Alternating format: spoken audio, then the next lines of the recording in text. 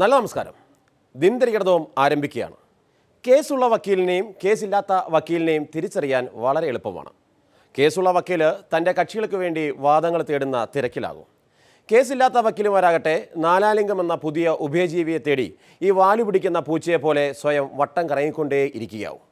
അങ്ങനെ വട്ടം കറങ്ങുന്ന എല്ലാ അഭിഭാഷകർക്കും ഈ രാമായണ മാസത്തിൽ നേർവഴി കാട്ടിക്കൊടുക്കണേ ഈശ്വര എന്ന് പ്രാർത്ഥിച്ചുകൊണ്ട് ഈ ആഴ്ചത്തെ തരികിടകളിലേക്ക് എല്ലാവർക്കും സ്വാഗതം.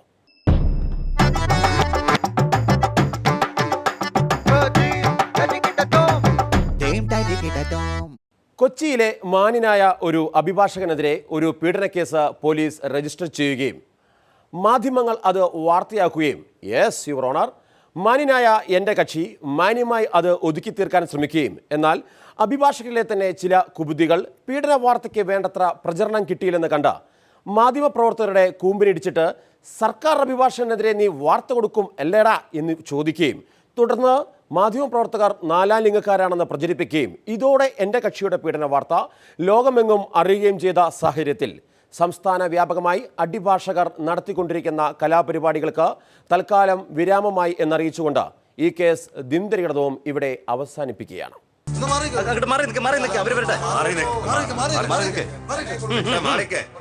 അങ്ങനെയൊക്കെ പറയാൻ പറ്റൂ, അങ്ങനെയൊക്കെ പറയാൻ പറ്റൂ. നമ്മൾ നാളെയും കാണണ്ടേ?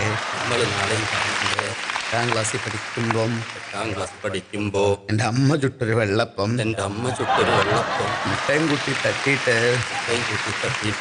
നാണമില്ലേ ഇങ്ങനെ പറയാൻ? നാണമില്ലേ ഇങ്ങനെ പറയാൻ? പ്രതിഷേധ പ്രകടനം സിന്ദാബാദ്, പ്രതിഷേധ പ്രകടനം സിന്ദാബാദ്, പ്രതിഷേധ പ്രകടനം സിന്ദാബാദ്, പ്രതിഷേധ പ്രകടനം സിന്ദാബാദ്. എല്ലാം രമ്യമായിട്ട് തീർന്നു. നാളെ തൊട്ട് കോടതി പ്രവർത്തിക്കും. നമ്മൾ നാളെയും കാണണ്ടേ? ഇങ്ങനെയൊന്നും പറയരുത്. ഉള്ളിൽ സങ്കടം ഉണ്ട് കേട്ടോ. ഇങ്ങനെയൊന്നും പറയരുത്. പ്രതിഷേധ പ്രകടനം സിന്ദാബാദ്, പ്രതിഷേധ പ്രകടനം സിന്ദാബാദ്, പ്രതിഷേധ പ്രകടനം സിന്ദാബാദ്, പ്രതിഷേധ പ്രകടനം സിന്ദാബാദ്. കോടതിയും പത്രപ്രവർത്തകരും തമ്മിലുള്ള ഒരു തർക്കമായോ അഭിഭാഷകരും പത്രപ്രവർത്തകരും തമ്മിലുള്ള ഒരു തർക്കമായോ ഇത് മുന്നോട്ട് കൊണ്ടുപോകാൻ ഇരു കൂട്ടർക്കും താല്പര്യമില്ല എന്നുള്ളത് അറിയിച്ചിട്ടുണ്ട്. കാരണം ഇപ്പോൾ ഉണ്ടായ അനിഷ്ട സംഭവങ്ങൾ പരിഹരിക്കുന്നതിന് വേണ്ടിയിട്ട് ഇത്തരത്തിലൊരു മീഡിയ റിലേഷൻസ് മെച്ചപ്പെടുത്താൻ വേണ്ടിയിട്ട് കൂടിയാണ് നമ്മൾ ഇത്തരൊരു കമ്മിറ്റി രൂപീകരിച്ചിരിക്കുന്നത്.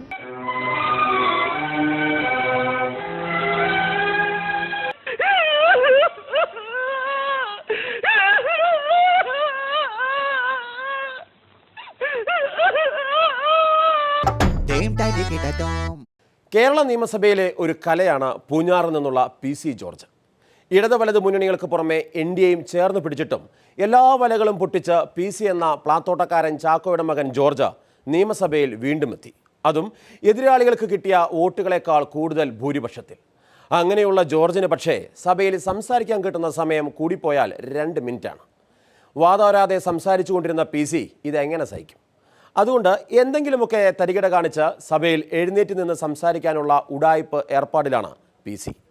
അങ്ങനെ അദ്ദേഹം ഒരു കണ്ടുപിടുത്തം നടത്തി. പിണറായി വിജയൻ മുഖ്യമന്ത്രിയായിട്ട് സത്യപ്രതിജ്ഞ ചെയ്തിട്ടില്ല.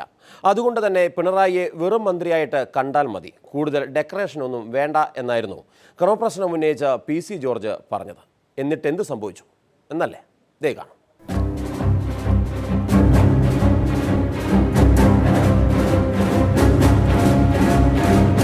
ബഹുമാനപ്പെട്ട പിണറായി വിജയൻ മുഖ്യമന്ത്രിയായി ചുമതലയേക്കുന്നതിന് മുമ്പ് അദ്ദേഹം നടത്തിയ ദൃഢപ്രതിജ്ഞയെക്കുറിച്ചാണ് സാർ എൻ്റെ ഈ പ്രശ്നം. സാറ് മെയ് മാസം 25-ാം തീയതിയാണ് സഖാവ് പിണറായി വിജയൻ മുഖ്യമന്ത്രിയായി ചുമതലയേറ്റത്. ചുമതലയേൽക്കുന്നതിന് മുമ്പ് നടന്ന സത്യപ്രതിജ്ഞാ ചടങ്ങിൽ ഒരു മന്ത്രിയായിട്ട് മാത്രമാണ് അദ്ദേഹം ദൃഢപ്രതിജ്ഞ ചെയ്തിട്ടുള്ളൂ. മുഖ്യമന്ത്രിയായി സത്യപ്രതിജ്ഞ ചെയ്തിട്ടേ ഇല്ല. Learned attorney general appearing on behalf of the union of India.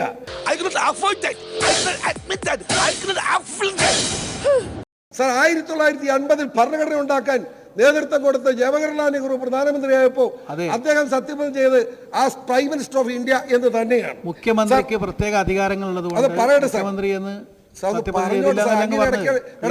സംശയം വർദ്ധിക്കും സാർ. ഇതൊന്ന് അനുവദിക്കാൻ പറ്റില്ല. ഇതൊന്ന് വായിക്കട്ടെ. ഭരണഘടനാ വ്യവസ്ഥയുടെ അന്തസ്സത്തയ്ക്ക് വിരുദ്ധമായി ഇതിനെ കാണണം എന്ന് പറയാതിരിക്കാൻ കഴിയില്ല. ഓഹോ, ഇതാണോ കാര്യം? എന്നാൽ ഇപ്പം ശരിയാക്കി തരാം എന്ന് പറഞ്ഞ് സ്പീക്കർ ഇടപെടുകയാണ്. അതിന് മുമ്പൊരു സംശയം. ശരിക്കും സ്പീക്കർ എന്തിനായിരിക്കും ഈ ക്രമപ്രശ്നം അനുവദിക്കാൻ കാര്യം? അതിനുള്ള മറുപടിയും സ്പീക്കർ തന്നെ പറയും. ഇത്തരമൊരു ക്രമപ്രശ്നം ചെയർ അനുവദിച്ചത് ബോധപൂർവമാണ്. ക്രമപ്രശ്നം ഉന്നയിക്കുന്നതുമായി ബന്ധപ്പെട്ടുകൊണ്ട് പലതരം പ്രവണതകൾ ഇന്ന് സഭയിൽ നമുക്ക് കാണാവുന്നതാണ്. ഒരംഗത്തിൻ്റെ പ്രസംഗം തടസ്സപ്പെടുത്തുന്നതിനോ തനിക്ക് അവസരം ലഭിക്കാതെ വരുമ്പോൾ ഇടപെടാൻ വേണ്ടിയോ സഭയുടെ വിലപ്പെട്ട സമയം അപഹരിക്കുന്ന നിലയിലോ ക്രമപ്രശ്നത്തെ ഉപയോഗപ്പെടുത്തുന്ന അസാധാരണമായൊരു രീതി സഭയിൽ വർദ്ധിച്ചുകൊണ്ടിരിക്കുന്നുണ്ട് എന്ന് ചെയർ ശ്രദ്ധിക്കുകയുണ്ടായി. ഓരോരോ പട്ടിത്തീട്ടങ്ങളെ സാമാന്യ യുക്തിക്ക് നിരക്കാത്ത ന്യായവാദങ്ങൾ ഉന്നയിച്ച് സഭയുടെ വിലയേറിയ സമയം പാഴാക്കേണ്ടതുണ്ടോ എന്ന കാര്യം സഭാംഗങ്ങൾ ഗൗരവപൂർവ്വം ചർച്ച ചെയ്യണമെന്നാണ് ഇക്കാര്യത്തിലുള്ള ചെയറിൻ്റെ അഭിപ്രായം. ഇമാതിരി തീട്ട കേസുമായിട്ട് എന്റെ സ്റ്റേഷനിലോട്ട് വന്നേക്കരുത് കേട്ടടാ. കേവലം സാങ്കേതികതയുടെ നൂലാമാലകളല്ല, മറിച്ച് സാധാരണ മനുഷ്യരുടെ ജീവിത ദുരിതങ്ങളാണ് ബഹുമാനപ്പെട്ട അംഗങ്ങളെ പ്രചോദിപ്പിക്കേണ്ടത്. അത്തരത്തിലുള്ളൊരു യത്നത്തിന് മഹത്തായ ഈ സഭയുടെ സമയം നമുക്ക് വിനിയോഗിക്കാം. ശ്രീ PC ജോർജിൻ്റെ ക്രമപ്രശ്നം നിലനിൽക്കുന്നില്ലെന്ന് ചെയർ റൂൾ ചെയ്യുന്നു. അങ്ങനെ പവനായി ശവമായി. പാവം PC. ഭരണപക്ഷത്തു നിന്നോ പിന്തുണയില്ല. ഇനി പ്രതിപക്ഷത്തു നിന്ന് എന്തെങ്കിലും പിന്തുണ കിട്ടുമോ എന്ന് ചോദിച്ചാൽ UDFിൽ നിന്ന കാലത്ത് നല്ല ഹരണമായിരുന്നു. മാക്സിമം എല്ലാവരെയും വെറുപ്പിച്ചിട്ടുണ്ട്. ദേ ചെറിയ പീസ്. ഞാൻ 80-ൽ MLA ആയിരിക്കുമ്പോൾ തിരുവഞ്ചൂരിയിലെ വള്ളിനിക്കറിലൂടെ നടന്നവനാണ്. എന്നെ പഠിപ്പിക്കില്ല, ഞാൻ പറഞ്ഞേക്കാം. ഐക്യജനാധിപത്യ മുന്നണിക്ക് ഗുണകരമായി ഒന്നും ജോർജിന്റെ നാവെന്ന് വരാറേ ഇല്ല. PC ജോർജ് ആരോപണം ഉന്നയിക്കാത്ത ആരെങ്കിലും ഉണ്ടോ? അന്തരിച്ചു പോയ TV തോമസിനെ കുറിച്ച് പറഞ്ഞില്ലേ? ഗൗരിയമ്മയെ കുറിച്ച് ആക്ഷേപം പറഞ്ഞില്ലേ? KM മാണി സാറിനെ കുറിച്ച് പറഞ്ഞില്ലേ? PJ ജോസഫിനെ കുറിച്ച് പറഞ്ഞില്ലേ? ഞാനൊരാളെ ചീത്തയാണെന്ന് പറഞ്ഞാൽ ദൈവം സാക്ഷി അത് ചീത്തയായിരിക്കും, ഒരു സംശയം വേണ്ട. PC ജോർജ് പല വർത്താനം പറഞ്ഞിട്ടുണ്ട്. ഞാനിപ്പോ ഉമ്മൻചാണ്ടി ചീത്തം പറയുന്നയാളാണ്, നല്ലതും പറയുന്നയാളാണ്. ഒരു വസ്തു സത്യമാണ്, ഉമ്മൻചാണ്ടി ഒരു മനുഷ്യത്വ മുഖമുള്ളവരാണ്, യാതൊരു തർക്കവും വേണ്ട. അതുകൊണ്ടാണോ ആലപ്പുഴ വെച്ച് VSന്റെ കൈമുത്തിയത്? അച്യുതാനന്ദ പ്രായവാനായ മനുഷ്യന്റെ ബഹുമാനം കൊണ്ട് കൈമുത്തുന്നു. നമ്മളൊരു മുന്നണിക്കകത്താണ് നിൽക്കുന്നത്. ഈ മുന്നണിക്ക് മാന്യതയാണോ തിരുവഞ്ചൂർ രാധാകൃഷ്ണൻ? ജനപ്രതിനിധി കൊണ്ട് 100% മാന്യമായി തന്നെ പെരുമാറണം. അധികാരവും തലയ്ക്ക് ഭ്രാന്ത് പിടിപ്പിക്കും മനുഷ്യൻ, അതിന്റെ കുഴപ്പമില്ല. ഞാൻ വീട്ടിൽ നിന്ന് ഇറങ്ങുമ്പോൾ KP പരമേശ്വരൻ പിള്ള എൻ്റെ പിതാവ് ഇത് കയ്യിൽ ഇരുന്നോട്ടെ എന്ന് പറഞ്ഞ് എൻ്റെ തന്നുവിടുന്നതാണോ?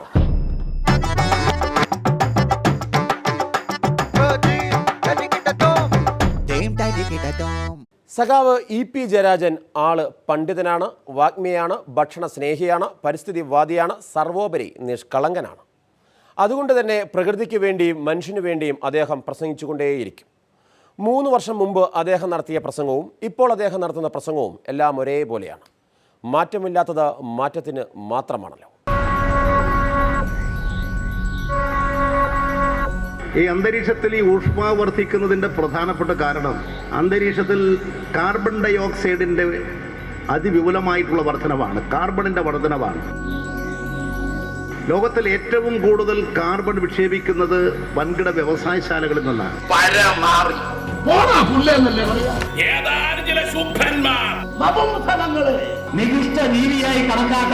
അതുകൊണ്ട് ഈ കാർബൺ വിക്ഷേപം വലിയ തോതിൽ അന്തരീക്ഷ മലിനീകരണം സൃഷ്ടിക്കുകയും സൂര്യപ്രകാശത്തിൻ്റെ ഭൂമിയിലേക്ക് പതിക്കുമ്പോഴുള്ള അതിൻ്റെ ശക്തിയെ ലഘൂകരിക്കുന്ന ഓസോൺ പാളികൾക്കൊക്കെ പലതരത്തിലുള്ള മാറ്റങ്ങൾ സംഭവിക്കുകയും ചെയ്തു വരികയാണ് ഈ കാർബണിൻ്റെ ആധിത്യം കൊണ്ട്. അങ്ങനെ വരുമ്പോൾ സൂര്യപ്രകാശം അതിശക്തമായി ഭൂമിയിൽ പതിക്കുകയൊക്കെ ചെയ്യുമ്പോൾ അന്തരീക്ഷ ഊഷ്മാവ് വർദ്ധിച്ചു വരും. അന്തരീക്ഷത്തിൻ്റെ ഊഷ്മാവ് വർദ്ധിക്കാൻ തുടങ്ങിയാൽ ഉണ്ടാകുന്നൊരു പ്രശ്നം ഈ ഭൂമിയുടെ ആർട്ടിക് അന്റാർട്ടിക് വൃത്തങ്ങളുണ്ട്. അവിടെയെല്ലാം ഇപ്പോൾ മഞ്ഞുകട്ടകൾ ഇടം പിടിച്ചു നിൽക്കുന്ന പ്രദേശങ്ങളാണ്, എക്സിമോകൾ ജീവിക്കുന്ന പ്രദേശമാണ്.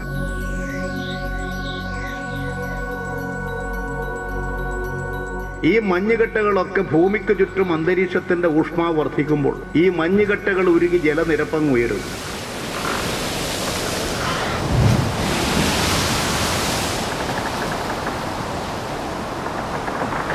ജലനിരപ്പ് ഉയരാൻ തുടങ്ങിയാൽ, സമുദ്രത്തിൽ ജലനിരപ്പ് ഉയരാൻ തുടങ്ങിയാൽ ഭൂമി വെള്ളത്തിലേക്ക് പോകും.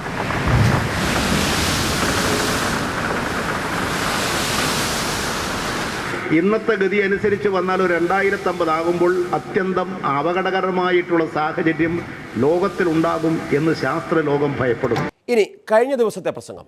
അവിടെയും ആർട്ടിക്കയും അന്റാർട്ടിക്കയും പുകയാണ് കൂട്ടരെ, പുകയാണ്. ഇതിനൊരു ശാസ്ത്ര ഗവേഷകനും കണ്ടെത്തിയിട്ടുള്ളത് ഭൂമിക്കടിയിൽ വലിയ തോതിലുള്ള ഏതാണ്ട് എത്രയോ 1000 അടി താഴെ ഭൂമിക്കടിയിൽ ഒരു വലിയ 16 കിലോമീറ്റർ ആഴത്തിൽ ചളി കെട്ടിക്കിടന്നതിങ്ങനെ തിളച്ചു വരികയാണ്. അത് പൊട്ടിത്തെറിച്ച് പുറത്തേക്ക് വന്നാൽ ലോകത്തിൽ തന്നെ വലിയൊരു മഹാ ആപത്ത് സംഭവിക്കും. അന്തരീക്ഷത്തിൻ്റെ ഊഷ്മാവ് വർദ്ധിക്കുന്നു.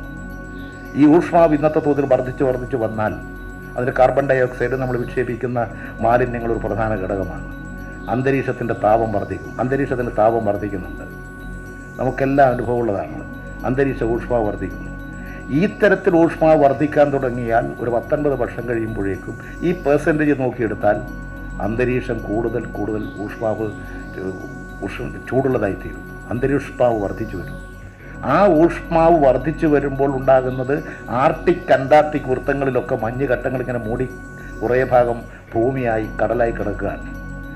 ആർട്ടിക് അന്റാർട്ടിക് വൃത്തങ്ങളിലെ ഭൂമി ആകെ ഇത് വലയം ചെയ്യുമ്പോൾ അത് ഈ മഞ്ഞുകട്ട ഊഷ്മാവ് വർദ്ധിക്കുമ്പോൾ മഞ്ഞുകട്ടകൾ ഉരുകും. അങ്ങനെ വരുമ്പോൾ കടലിൻ്റെ ജലനിരപ്പ് ഉയരും. ഭൂമി ഉണ്ടാകില്ലെന്നാണ് ശാസ്ത്രജ്ഞന്മാർ ചൂണ്ടിക്കാണിച്ചിട്ടുള്ളത്. ചേട്ടന് ഇതിനെപ്പറ്റി വലിയ ധാരണയില്ലല്ലേ? ഞാൻ എൻ്റെ ജില്ലയിൽ തന്നെ ഞാനത് പല സ്ഥലങ്ങളിൽ പറഞ്ഞിട്ടുള്ളതാണ്. എനിക്ക് ബോധ്യമുള്ളൊരു കാര്യമായിരുന്നു. ഒരു 100 കൊല്ലം എടുത്താലും തീരാത്ത ഇൽമനൈറ്റും ബോക്സൈറ്റും ഉണ്ട്. ഒരു 100 കൊല്ലത്തേക്ക് എടുത്താൽ ഒരു 1000 തൊഴിലാളികൾ പണിയെടുത്തെടുത്താൽ പോലും അത് തീരില്ല. പക്ഷെ എടുക്കാൻ പറ്റില്ല. ഭൂമിക്കടിയിൽ